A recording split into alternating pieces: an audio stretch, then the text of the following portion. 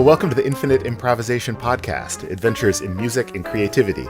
And I'm Steve Treseler, reporting from Seattle, and I am joined by my co-host, Lauren Best. All right, Lauren, we're doing it.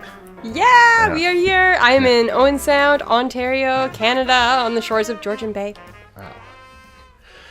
Cool. So in these first episodes, in this first season, you'll get to know us a bit and find out what this podcast is all about.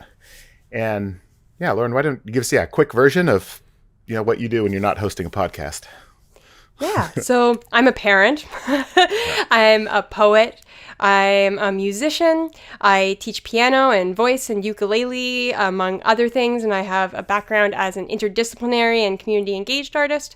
So I was Owen Sound's Poet Laureate for a period of time, and my tenure was focused on children, and I was exploring how to be creative and improvise and use words in new and different ways, and in combination with music. I also teach everything from babies all across the lifespan, and I'm interested in collaboration and creativity in different ways to facilitate musical experiences and to catalyze learning for people. Oh, awesome.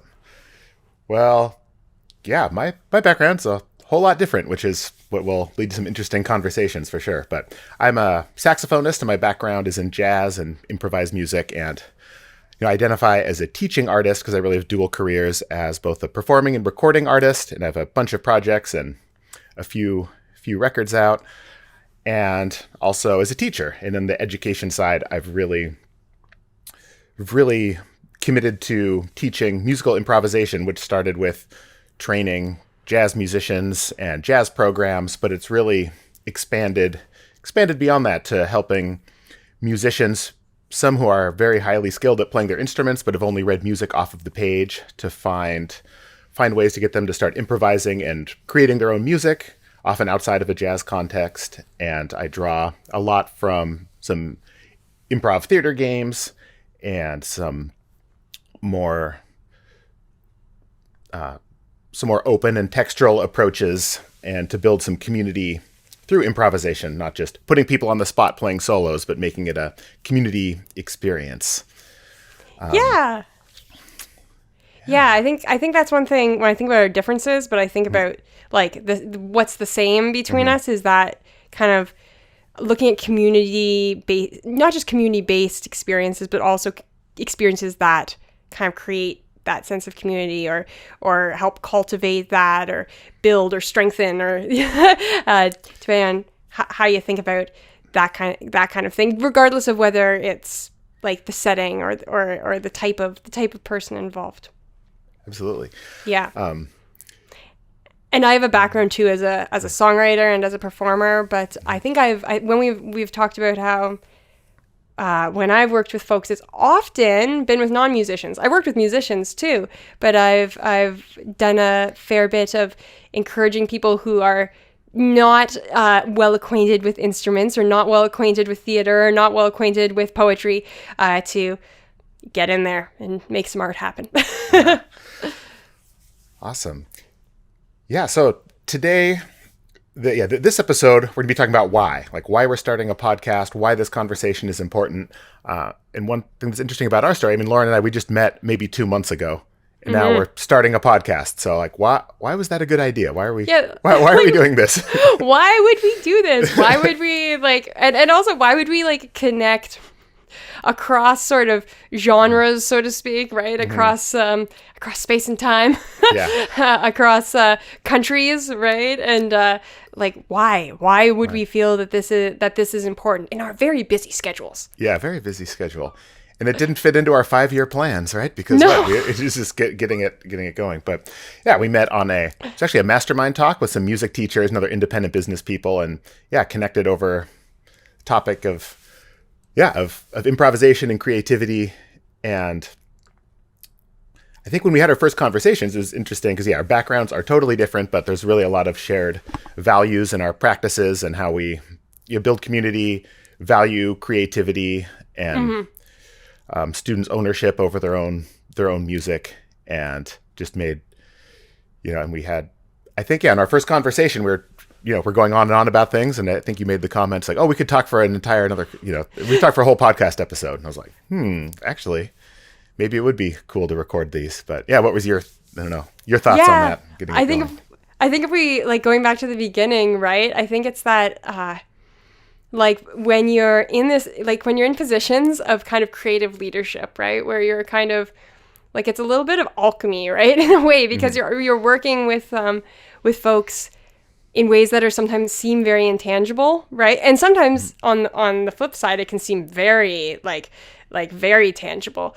But like you learn to spot other people, right? Who have like the same values and like who see that and kind of who see how to work with that. And I think for me at least, right? Like once I kind of knew that you had it was your book.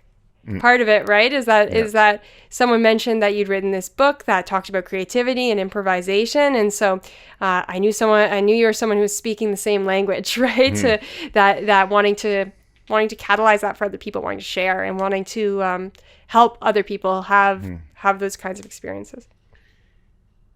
Yeah, and that a lot of the ideas or philosophy we're talking about are totally on the same page, but our experiences were completely different with who we're working with, and it was just interesting to hear, your perspective on that, and and like for the why for us to talk too, I think it's that like we talk about building community, right? But I think sometimes like it gets lonely at the top. What I mean though, I don't actually mean that the way it would usually be said, but what I mean is that like when you're in those positions of creative leadership and helping guide people into risk, and like it's a lot of aspects to kind of to plan for and to like put a lot of heart into. And I think for me at least, like I love talking to other folks who are doing that in terms of like designing that for themselves and for other people, because it can get a little lonely, like helping kind of take other people into risk taking, help them feel safe, like help them, kind of work through what might be really new for them creatively. And we end up like doing that ourselves, but we don't always have like someone to call up right after being like, hey, you know what happened? Like we don't always know a ton of other people. I mean, you actually, we both know people who do improvise, but I don't know if we talk to them as much. Absolutely. And, both of us are involved professionally in music education. And in some ways what we're doing is not mainstream at all. So we talk to other music teachers, but a lot of them don't quite, get what we're doing. A lot, more traditional methods, out of method books and who knows, preparing for auditions and competitions, right? So we can talk to other music teachers, but we're not always on the same page with some of these ideas. So in some ways, I'm very involved with a lot of formal music programs, band and orchestra programs at universities and high schools, and I love being involved with those communities, but I like bringing them something different. I still feel a little bit of a misfit or an outsider, even though I'm there all the time. So this is a good way for us to connect and also to bring together some of these other misfits or people. It's like, okay, we don't quite belong, in the, not a perfect fit with mainstream music education, but there's actually a lot of us out there, I think. So partly who we're speaking to. Yeah, exactly. And I mean, I think that brings... like that really like underscores the why for me in improv in terms of trying to provide spaces, containers, like not necessarily physical spaces, right? But opportunities, whether that's like people together or whether that's even like over time, right? Like asynchronously, like as someone's working even with their own personal practice, right? To have these kinds of musical experiences in ways that feel like valued and respected, and where we're holding the uncertainty of that, but also holding like the fun of that and the play of that and the joy of that, as well as like how it can be a powerful tool for learning. I find a lot of folks I talk to who went through music lessons as kids, and they're now like parents having their own kids go through music lessons, or even adults who are taking music lessons. A lot of them have these like very traumatic experiences when it comes to music.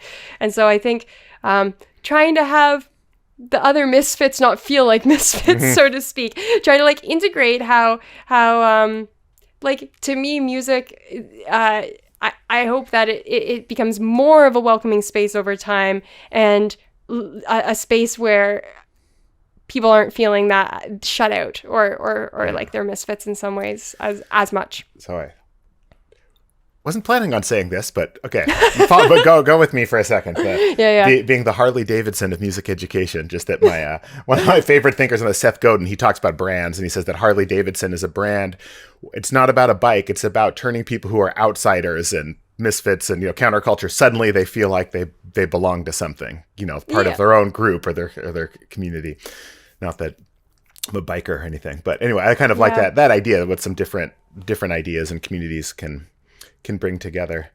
And as you said, a lot of people with traumatic music backgrounds, having, or in a lot of times people just being very, very much forced into a slot. One of my colleagues out here, Randy Halberstadt, great pianist and author. When I was talking about my daughter starting with piano, I talked about kids. So often they go up to this piano and they start banging on the keys, and you have got this resonating box of sound in front of you, like giving you all this feedback. And then that's at the moment they close and say, no, that's not how you do it. You need to take lessons and play it the right way. And then it takes like 30 years to get that relationship back with this resonating box of wood and strings in front of you, Yeah, it's like the question almost becomes not just why improvising or why improvisation, but like why not improvisation? Like why, when can improvising be like even more than not improvising? You know what I mean? Like when can it be like, can it work in even more effective ways for helping people, learn and explore and get the kinds of musical experiences they want to happen, And I think even within improvising too, in terms of why the podcast, right, is that like as much as it's kind of like, oh, us lonely improvisers out there, there's also like there are improvising is a lot of things. There are a lot of people who improvise, right? But I think for me, part of the why of the podcast is to kind of untangle what's going on with improvisation. How are people teaching this? And like, what are kind of the different ways in, which I think like our very different backgrounds and kind of how we come into it is an interesting part of that for me. Yeah.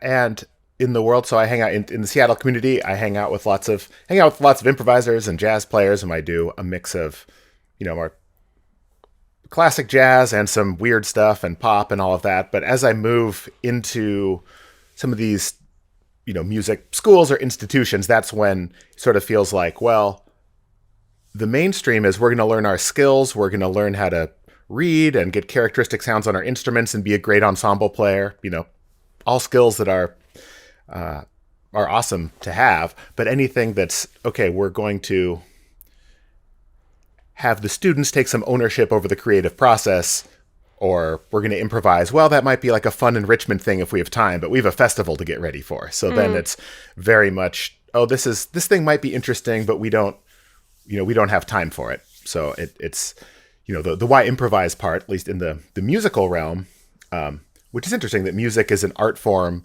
where very much there's a lot of musicians who are highly skilled, but in Western music education, maybe the idea of being creative isn't a priority for a lot of people. So you have a lot of folks where the creative decisions, they're coming down from composers and conductors. And if we're talking in this world where some people don't, that's a great fit for some people, but other people don't necessarily feel like they're fully expressed, that they're looking for something else. However, that is different. You're in the singer-songwriter world, and it's a different, that's a whole different attitude people have toward, writing their own music right off the bat. But but I think even in that world, right, part of it for me has become about recognizing music as a commodity, right? Music as so in the singer-songwriter world, it can very much be like musician as content creator, right? Music as a commodity to be sold. The expectation is often to have a large amount of upfront investment in time, capital, like capital for production quality, so like make an album, put it out there, but a lot invested upfront in that. And then, becoming musician as entertainer, right? Like as a service kind of. And then, licensing music and things like that too. But, and so there's that side of things with music, right? But then I'm interested in like music as one, like kind of a birthright, like something that we do naturally. I worked a lot with babies and young children, and like seeing what kind of is, both emerges naturally and what we can encourage in them, right? And also music as like a tool, right? Like something that's accessible to everyone, right? And what people want out of music, how people engage with music.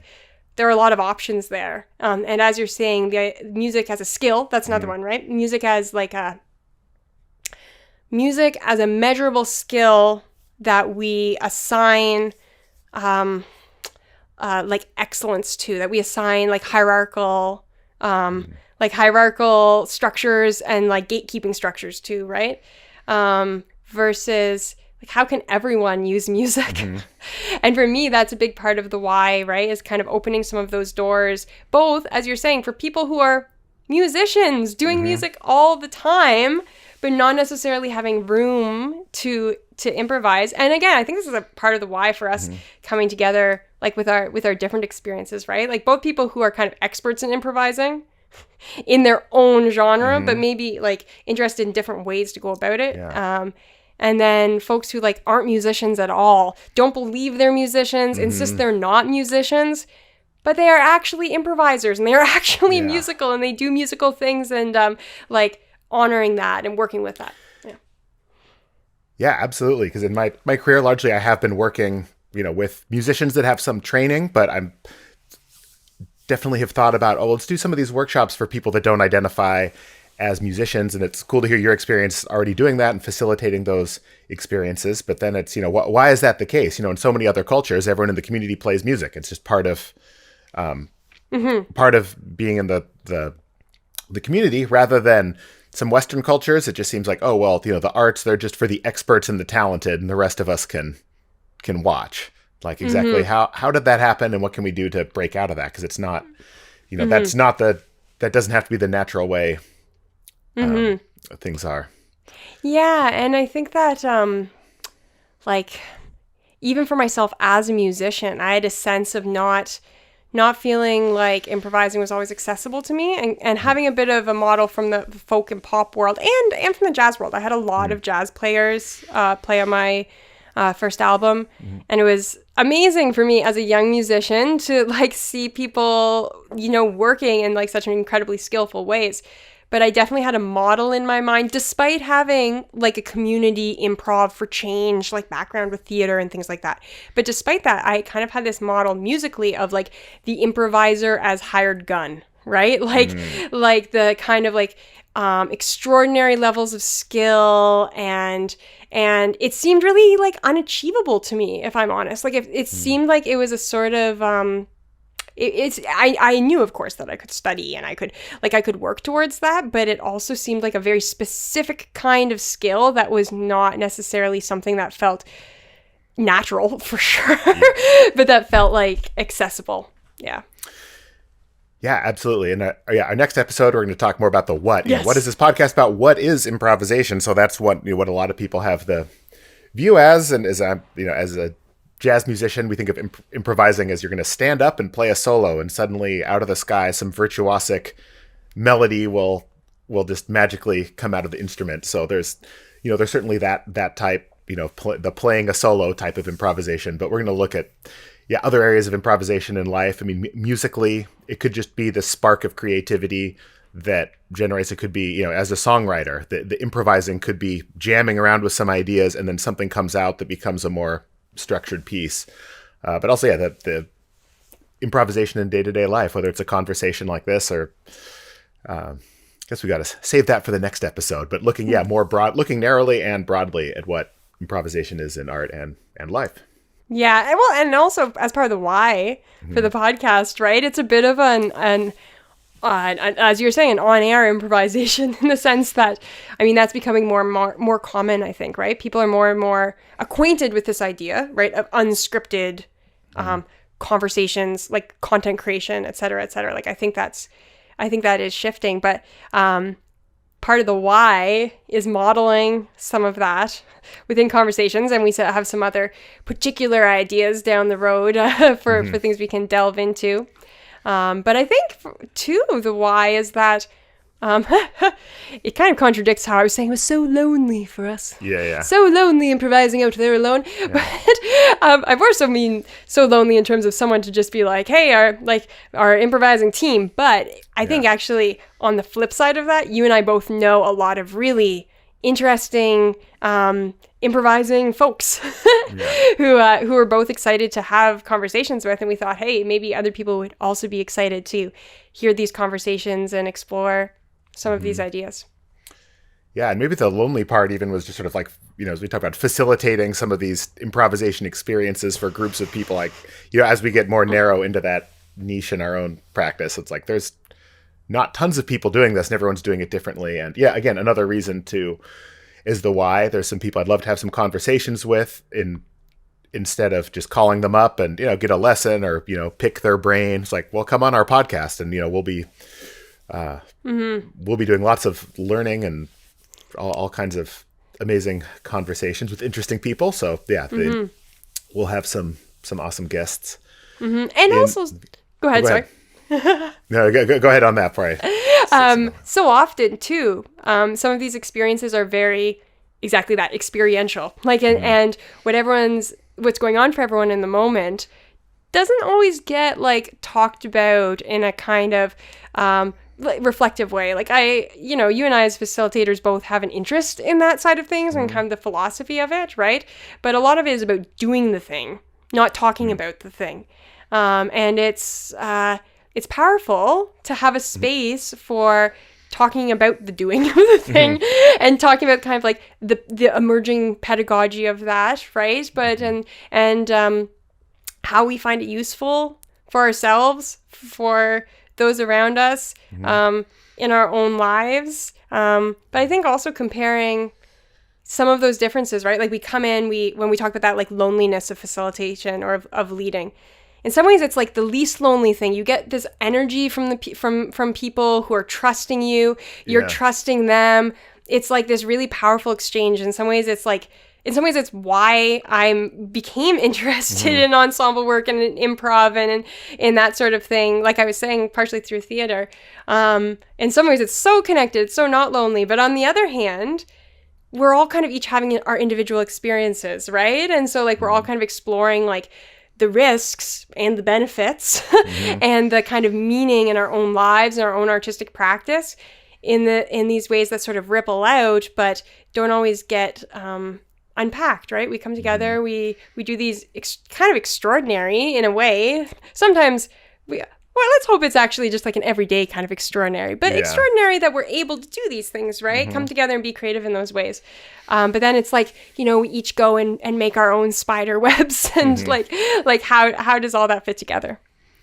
Yeah. And sometimes we're on our own when it comes to, again, if we feel like engaging with other music teachers or people in the system, kind of saying, okay, well, why this is valuable, why it's relevant, why it's an importance, even though it's kind of outside of the mainstream. So, so why is it valuable, relevant, and important?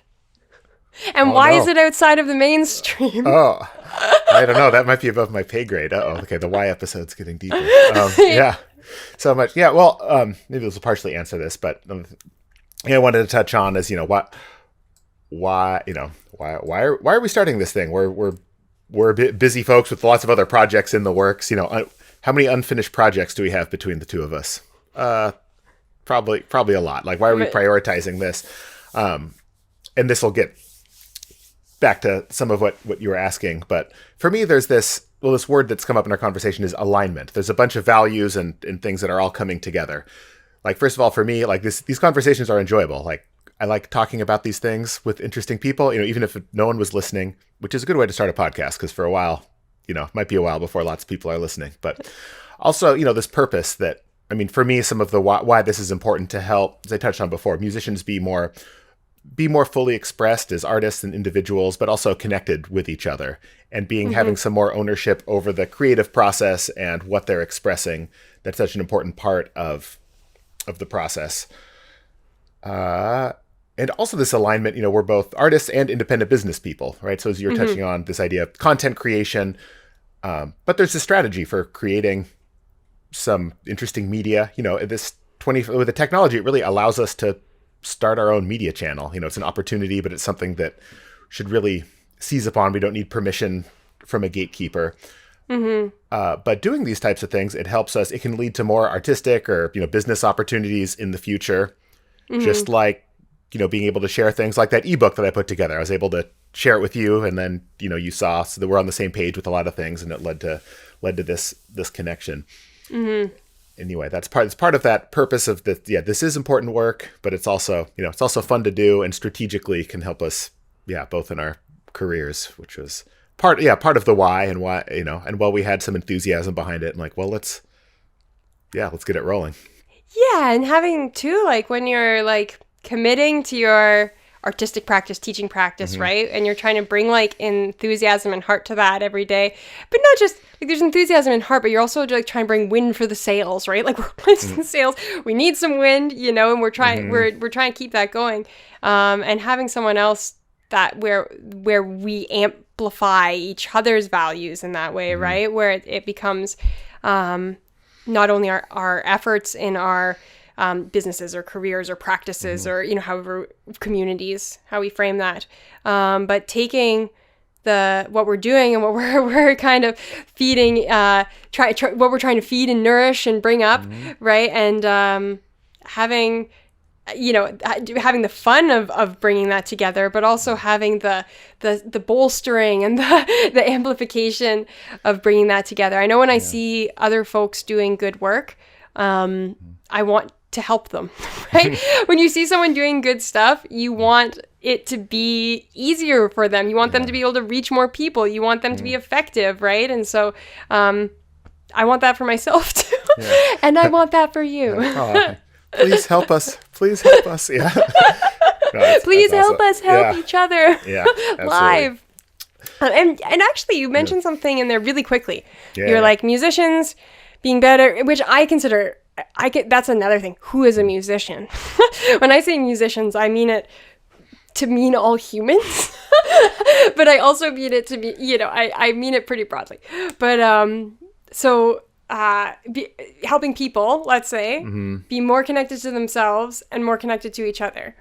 I might be paraphrasing your words a little. That's good. But I just want to say it again because you said it quickly, but I think there's like so much there, for me at least. And I think that improvising, because it brings us into, well, actually, they have studied this. It helps us, come into the present moment more and have our inner critic, our like inner judge kind of tone down a little so that we can access our creativity in different ways, right? And I think that and accessing that place can teach us a lot about ourselves. But I think also when we're not quite there yet, in terms of like, it's still uncomfortable, we have not turned off our inner critic, like we're not like totally in that zone I was describing it, I think. And when I say we, I mean as facilitators, but also like, for participants, both musicians and people who don't consider themselves musicians but are trying out this improvising thing. I think the process of trying to get there can teach us a lot. And I think that process can be a model for other kinds of learning and other kinds of like personal development and personal transformation. And we can kind of like, it can be these little moments that are valuable in and of themselves, but also really help contribute to our skills, I feel, just as people, in terms of like creative skills and empathetic skills and communication, like things that aren't musical, right? But also contribute to the musical skills and contribute to those things we were talking about where, it's sometimes the focus is on skills and it's not on improvising. But I think that, yes, let's still do that. But I think that the improvising can be incredibly supportive of that. It's not like a separate thing. It's not siloed, even though it's sometimes been treated that way. I think that it can really be like a force for building and a force for kind of creating strong foundations, and for building things up in interesting ways, both for that personal connection, but also for communities and for cultural shifts and for just connecting with other people, like in that kind of bigger way. So that's one of the things that really excites me is that in the podcast, right? Like each of us having our own practices. I guess I'm saying each of us as if there's more than just you and I, but like guests too, but particularly like you and I having our own practices, how those intersect, what happens there, how those can be amplified, but also like within our practices and within ourselves, right? The kind of spiraling out of that like personal change and then like the larger kind of cultural shifts. Yeah. Wow. Okay. A lot that I want to respond to. I should have taken some notes. That's awesome. But yeah, the idea of people not associating themselves as music. Oh, I'm not a musician. Like we can work certainly with non-musicians who haven't played before, but some people that have some skill, but they don't consider themselves, I'm not worthy of the title of musician. That had come up when I had a description for a workshop I was doing. Oh yeah, this is for musicians doing this. And someone said, oh, careful. Like some people might not think they're good enough to have the title musician. I was like, what? If you play or sing music, you're a musician. And as you said, everyone's a musician.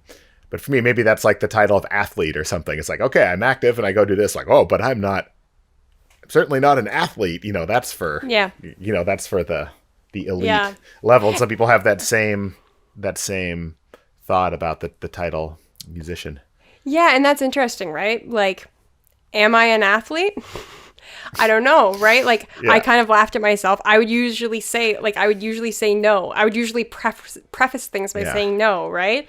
But at what point would I become an athlete? Like, I think that's interesting because now that can give us the same feeling as other people might have about musicians, Yeah, totally. And as I said, I'm not saying let's take the skill of music and throw it out the window. Let's take musical skill and tradition and we don't need that. That's not what I'm saying at all. But I think that like sometimes how we've imagined music and how we've imagined being a musician and how we've imagined participating in music as a culture has become very strange in my mind, like where people feel they give themselves permission and don't and how we kind of like pull back of like, don't be thinking that I have skills or talent, with air quotes or expertise or, I find that people often really take a step back from that kind of ownership and participation in that. And as you were saying, I think for both of us, we found that putting some of that ownership, kind of volleying it back to people, whether it's people that already consider themselves musicians or whether it's people who really don't. And it's like, hey, here's an opportunity to try. Like, instead of kind of saying, oh, I'm really like, I'm really not a cook. I will never touch food again. It's like, how can we still respect skill and tradition and still build that, but also make it possible to benefit from music more faster for folks? Because I think that the world needs that. And I think the more we can help people enjoy life more and suffer less, I want to do that. Yeah, absolutely. And when it comes to the skill, I'm not saying, we should be doing improvising instead of skills. Well, that can all be linked together for how we how we develop skills using. That's something for a future episode. This idea that I use with some students called goal-oriented play, where it's we're playing and we're improvising, but all around like building a specific skill. And in some ways, you can learn it more deeply, like language when you're experimenting from all different angles. But music is interesting, where you have artists who are very much, as maybe you've alluded to before, focused on very much on the skills and less on the creativity, where it's maybe not the same with some visual arts where you're just learning skill, and there's less, doing, I've known some painters like that who are highly skilled at copying a photograph or something, but if it comes to creating their own thing, I've got, I guess not the improvisation skills to try it. Or maybe with cooking, like you brought up, people that can follow a recipe and make great food, but I'm not a chef. I couldn't create my own recipe. So I guess there are some connections there. Yeah, and I think about other art forms too, like comedy improv, right? And or comedy not improv. Right? Or we think about, like sketch comedy and I think that's I know we're both interested in improv, not only for music, but like what we can learn from other art forms and how other art forms approach it, right? And how like what the intersections are, what the differences are. And also using other art form, like you were saying, using theater games in music, right? Like just crossover too. And like how we can bring in some of those other aspects to help us experience music a little differently than we might otherwise. Yeah, absolutely. And things, that's one reason I like drawing on that, because some people are familiar with the improv game, sketch comedy, and bringing that into music, it kind of makes it a little bit lighter. And, you know, people have seen whose line is it anyways. We can do that with music, and there's just less pressure on people to somehow improvise some, you know, precious work of art. Like, hey, we're playing with some of these concepts. But yeah, we can learn a lot from multidisciplinary. Well, I think it helps that music isn't language. Well, depending on who you ask, music is very language-based. Wait, I'm going to pull that quote out. Yeah. That we can, in some cases, like so music can be very infused with language, but we can also kind of separate it from language a bit, right? And like in our school system, we're very much rewarded for being, I learned a new word, hyperlexical. Whoa. For being, you know, like just very kind of focused on reading, writing, absorbing auditory information, regurgitating auditory information, and kind of, you know, being able to produce very specific information at very specific times. And that's kind of what we're rewarded for and what we're punished for not doing, right? And I think what can help with music is it can help open our minds to, you know, a greater spectrum of possible correct answers, right? A greater spectrum of possibility, but also just a greater spectrum of process, right? Like how we might go about things in a way that, well, for me at least, I mean, I think once we kind of step out from traditional musical structures, you know, we're already doing something that's new for a lot of people. And so we can kind of stretch our perceptions of sound and stretch our awareness, right? Of like where we're actually bringing our awareness to sounds around us and the details of that and how space and time, you know, like how long things take and what is fast and slow. And I think it can scramble people's brains in a good way, right? Like music is so incredibly stimulating to our brains in multiple ways. It can really put us in uncomfortable places, but in really like interesting places too, mentally. To put it, well, again, little pins for new episodes, but the idea of one thing I just want to touch on, that music is a language and music isn't a language. Like, or, you know, how does that work? But Charles Lim, who we'll probably talk about, he's a researcher and I forget what his title is in the medical field, but he took some improvising. He took improvising jazz musicians and like freestyle rappers and stuck them in MRI machines? fMRI? Yeah. Is that the right machine? And seeing what's going on in the brain as they were improvising versus playing something that was already previously composed versus improvising and seeing what their brain, and so the language centers of their brain that for syntax, like the structure of language, was lighting up like a Christmas tree or a menorah, whatever. But then the part of the language center that was semantics or literal meaning was just not lit up at all. So the literal meaning wasn't lit up. So it's kind of interesting that it's got one language center firing on all cylinders and the other totally dormant. So and then on the other hand, like music with lyrics, which is like so much a part of our culture, then becomes a whole other thing. Or like, you know, as you know, as a poet, right, thinking about how those aspects interact. And I was thinking as I was talking, right, and I was like, oh, music can open doorways because it can be so unstructured. And like, meanwhile, I'm thinking it can also be the opposite though. And that's an interesting thing in terms of like why this podcast is like, for us, our ideas of sound, music, creativity, improvisation, process, like we each have certain ideas of like what that encapsulates, right?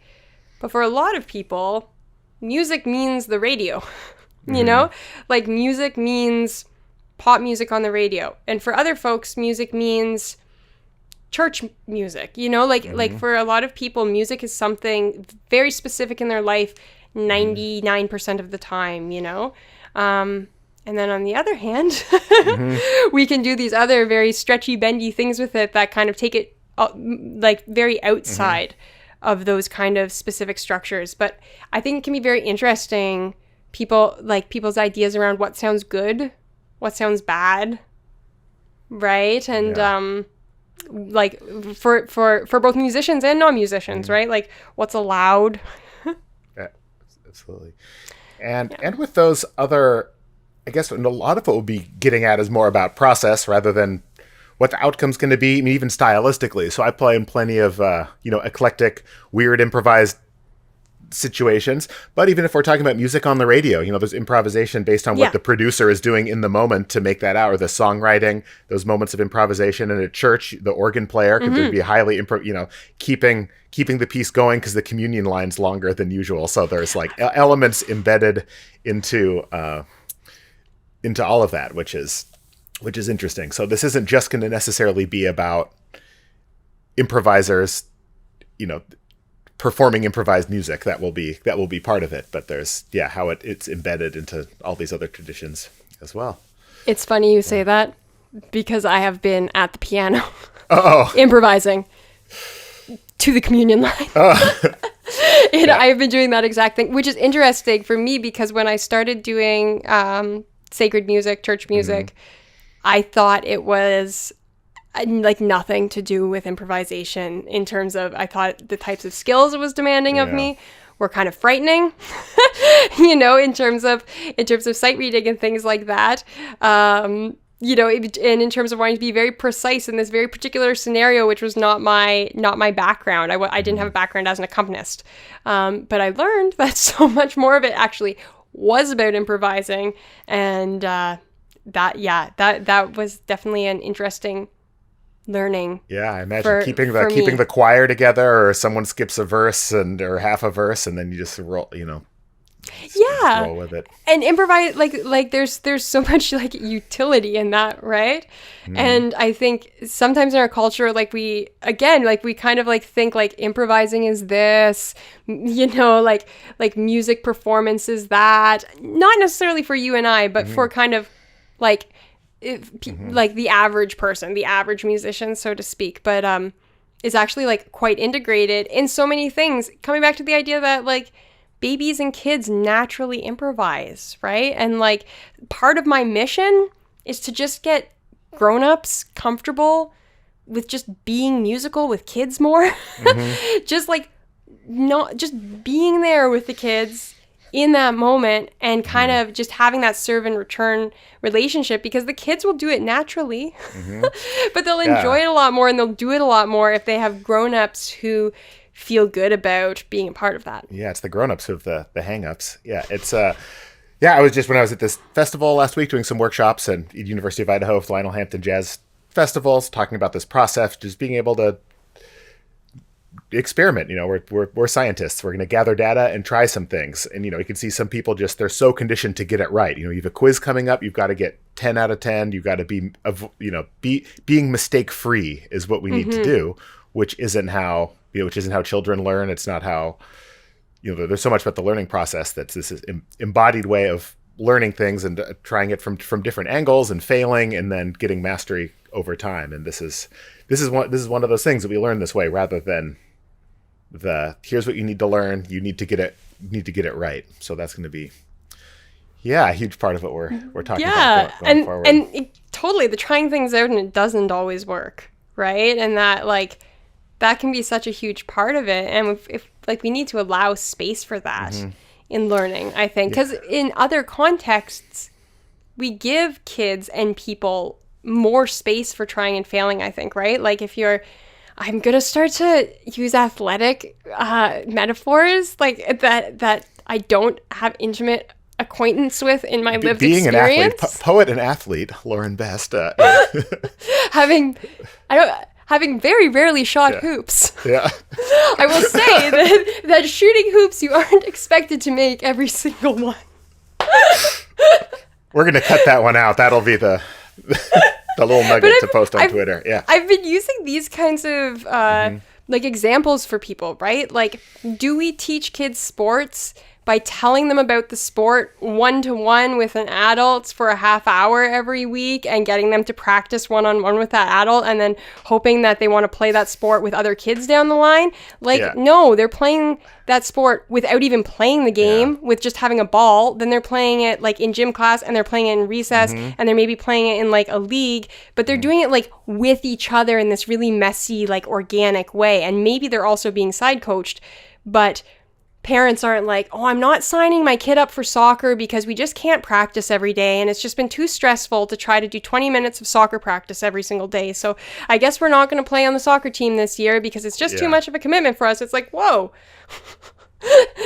It's all right. Like, your 5-year-old is still going to like develop in soccer without like really like cracking down on practice and kind of, I value practice, obviously, but also I value like kind of organic approaches to learning that can make it really accessible for people, both for kids and for adults too.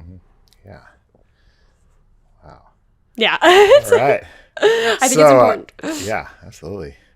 Well, one other why question I wanted to get to, I guess, before we wrap up for this one is, why Steve and Lauren? Like, why are we the ones to lead this conversation instead of someone else? That was something you brought up on one of our calls. Like, why us? Why us? Why us? I'll even take a stab at this one. I mean, partly is because, well, we don't have to have permission. So, why not? Anyone can start a media channel now. So we don't, because we can, and here we are. But, we're really committed to this conversation and, the people around it, and willing to do this work and produce the show. So, so here we are. But we're not trying to position ourselves as like the gurus, but hopefully you can learn, from the experience and expertise that we do have, but really help connect some people together, get some amazing guests on here, and help to build, this, I guess, the land of misfit toys. Yeah, I was thinking like we both have a desire to kind of do things and do them right. But in terms of, by that I mean like in terms of doing things like with heart and with thoughtfulness and with like concern for respecting each other, like, the participants, right? Like in an activity, and then just like in terms of bringing that that kind of lineage of caring that I think for me matters a lot as a teacher, facilitator, coach, educator, kind of in terms of like designing art, right? Like how it impacts people, like that matters, because why else would we do it? But also I think it's because we're off the wall. What's another word? Risk tolerant. I'll come back to it, but we are willing to jump into fairly large, undefined, creative endeavor with someone who we met a couple months ago, and to record it all and reveal it. Have you ever been a podcast host before? Have I been a podcast host? Well, it's funny you should mention it. Yeah, that'll be a bonus episode when you get to hear my secret podcast.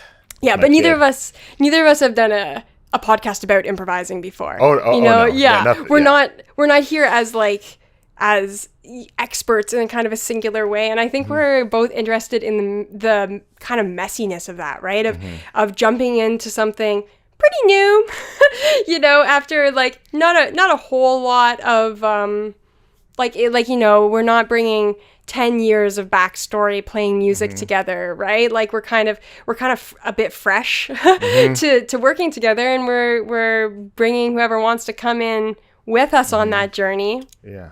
Kind of in with it. And I think the messiness partially is like the differences and similarities in our own experiences with improvisation and our own experiences with teaching and facilitating that, which I know we're going to get into in a future episode with more of like the deeper who's, where a little more detail about where we came from and our interests behind it. I know something you said earlier made me think of, you were talking about experimenting, like being scientists experimenting. I think that's like the improv. Some folks think of like improv is just making things up, which is kind of true. But often in improv, we're not just making things up in a totally open-ended way. Like there's always some structure within that, right? And there's sometimes a lot of structure within that and layers of structure within that, but yet there's also, we're still making things up. Hey, you know what? That's a good teaser for the next episode, which is the what episode. From the why. What is improvisation? What is this podcast about? But one thing I wanted to touch on, you mentioned, giving yourself structures to be able to fail. You know, that's why, are we committing to this podcast for every week for 10 years? No, we're doing a pilot and let's see how it feels after the pilot. You know what I mean? We're giving ourselves our own structure for failure. It's like, if this doesn't vibe or doesn't work, you know what I mean? It's like we're trying to model the process. I'm like, okay, let's give this thing a go and, and see what happens. Totally. And structures for getting feedback. So like, we're planning, I'm thinking of how this applies in other things, right? Like you plan a certain amount of structure, you plan a certain amount of not structure, and then you repeat the experiment and you see what you change. And with doing it as a podcast and recording it, we're able to, we know our own perspectives. We're getting to know each other's perspectives more, but bring in more from other folks outside of that, and explore some different aspects of it. Yeah. Cool. Yay. All right. Hey, episode 1 in the bag. I think that's a good spot to leave it. We obviously have a lot more to talk about in the coming episodes in the next our first season of pilot episodes. So to connect with us more, you can check out the infiniteimprovisation.com website, join the newsletter, and you can get connected with our online community and some downloads. My ebook that we were mentioning earlier about creativity and some prompts and ways to be more creative in your music practice. Woohoo! Go forth and improvise. Yeah.